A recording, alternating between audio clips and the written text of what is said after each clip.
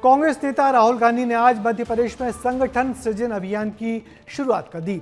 10 जून से शुरू होने वाले इस अभियान में कांग्रेस के ऑब्जर्वर अब जिला अध्यक्षों को चुनेंगे। 5 घंटे के लिए भोपाल आए राहुल ने 4 अलग अलग बैठकें की और मध्य प्रदेश के नेताओं और कार्यकर्ताओं से संवाद किया। राहुल ने कहा कि अब कांग्रेस के लंगड़े घोड़ों को आराम दिया जाएगा और जिला अध्यक्षों की संगठन से लेकर टिकट बंटवारे तक में भूमिका को बढ़ाया जाएगा। राहुल के भोपाल दौरे पर देखिए ये खास रिपोर्ट।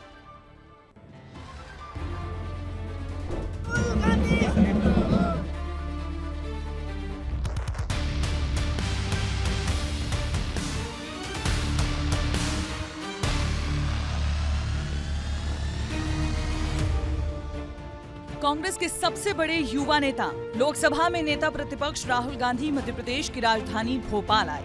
भोपाल आने पर राहुल गांधी का गर्मजोशी से खूब स्वागत हुआ, लेकिन इस दौरान कार्यकर्ताओं का जोश इतना हाई हो गया कि उनकी गाड़ी के आगे कार्यकर्ता कूदने लगे। कार्यकर्ताओं में धक्का मुक्की तक की नौबत आ गई। इधर राहुल गांधी के एयरपोर्ट पर आते ही स्वागत सत्कार के बाद पार्टी ऑफिस यानी इंदिरा भवन पहुंचे राहुल गांधी एक गलती कर गए। दादी इंदिरा को श्रद्धांजलि देते समय उन्होंने जूते नहीं उतारे और यही गलती गले पड़ गई।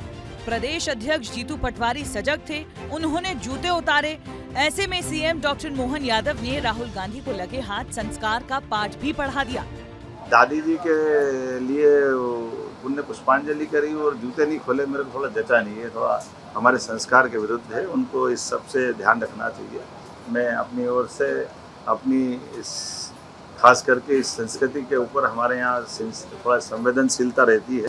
राजनीतिक दल के अलावा और किसी की दाल नहीं गलेगी। आज राहुल गांधी ने हमारी संस्कृति को, हमारी परंपराओं को तार तार किया है। मुझे लगता है इससे ज्यादा और शर्मनाक कुछ नहीं हो सकता। जूते पहनकर इंदिरा जी की फोटो पर पुष्प फेंकना, ये केवल इटली की संस्कृति ही हो सकती है। बहरहाल आस्था और सम्मान की अपनी अपनी परिभाषाएं होती हैं। अब आप ये देखें कि राहुल ने किस तरह टूटती फूटती और कमजोर होती कांग्रेस में अकेले जान फूंकने का काम किया। राहुल गांधी ने एमपी यात्रा के दौरान कई महत्वपूर्ण बैठकों में हिस्सा लिया। पहली बैठक पॉलिटिकल अफेयर्स कमेटी की हुई, जिसमें कांग्रेस के प्रमुख और बड़े नेताओं के साथ बैठक की गई। पीएसी के सदस्य नकुल नाथ इस बैठक से दूर रहे। दूसरी बैठक कांग्रेस विधायक दल की हुई, जिसमें विधायक निर्मला सप्रे को ही नहीं बुलाया गया। संगठन को मजबूत करने के इस बैठक में टिप्स दिए गए।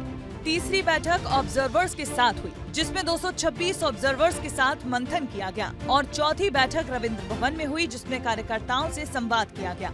इसमें जिला अध्यक्ष, ब्लॉक अध्यक्षों में जोश भरने का काम किया गया। 6 घंटे के अंदर 4 अलग अलग बैठकें कर राहुल गांधी ने ब्लॉक, जिला अध्यक्षों और कार्यकर्ताओं में जान फूंकी। बैक टू बैक बैठकों के जरिए राहुल ने जो संदेश दिए, अब आप वो समझें। राहुल का पहला संदेश, गुटबाजी से दूर रहें, पार्टी को मजबूत करें, कोई जरूरत हो तो बताएं, काम करने वाले जिला अध्यक्ष रहें, जो काम नहीं कर रहा है उसे हटा दिया जाए। इस दौरान राहुल ने एक तरफ बीजेपी पर प्रहार किया तो दूसरी तरफ राहुल गांधी ने कांग्रेस नेता कार्यकर्ताओं को 3 अलग अलग कैटेगरी के घोड़े का फिर से उदाहरण दिया। ये बीजेपी आरएसएस वालों को अब मैं अच्छी तरह जानता हूं। उधर से ट्रंप ने एक इशारा किया, फोन उठाया, कहा मोदी जी क्या कर रहे हो, नरेंद्र सरेंडर, और जी हजूर करके नरेंद्र मोदी जी ने ट्रंप के इशारे का पालन किया। रेस के घोड़े और बारात के घोड़े को अलग तो करना ही पड़ेगा। एक हुआ बारात का, दूसरा हुआ रेस का, एक तीसरा भी होता है। कौन सा होता है? लंगड़ा घोड़ा। तो ये छांटना है हमें, लंगड़ा कौन सा है, रेस का कौन सा है, बारात का कौन सा है।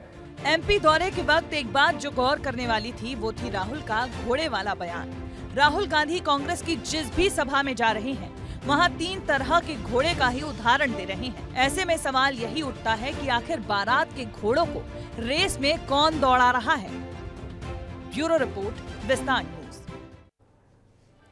उधर विधानसभा चुनाव के बाद भोपाल आए राहुल गांधी ने कांग्रेस के लगातार गिरते प्रदर्शन पर चिंता भी जताई और कहा कि मध्य प्रदेश में कांग्रेस के बड़े नेताओं के हाथ बंधे हैं, नहीं तो पार्टी इतने लंबे समय तक सत्ता से बाहर नहीं रहती। उन्होंने कहा कि जातिगत जनगणना बिहार नहीं बल्कि तेलंगाना की तर्ज पर होगी, तभी मंजूर होगी।